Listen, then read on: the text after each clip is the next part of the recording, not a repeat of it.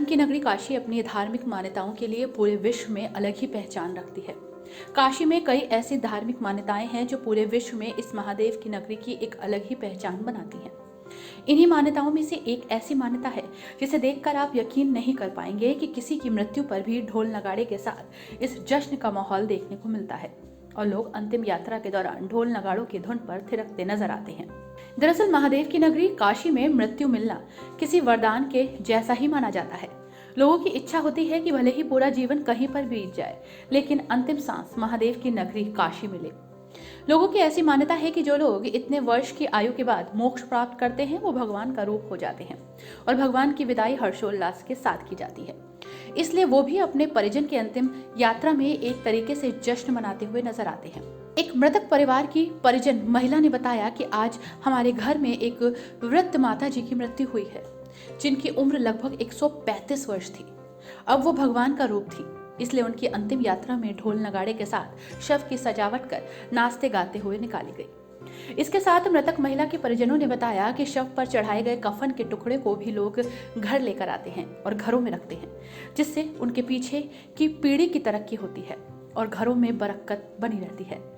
उन्होंने बताया कि ये कफन का टुकड़ा एक प्रसाद के रूप में होता है, जिससे जहां एक और घर बरकत में तब्दील होता है, वहीं घर में ऊपरी बाधा से भी मुक्ति मिलती है। लोगों ने बताया कि इस कफन के टुकड़े को बच्चों को ताबीज के रूप में पहनाया जाता है, जिससे वो बुरी नजर से बचे रहें। क्योंकि हम लोग के मोहल्ले में जो बूढ़ी दादी थी वो 135 साल की थी और वो डेथ कर गई आज।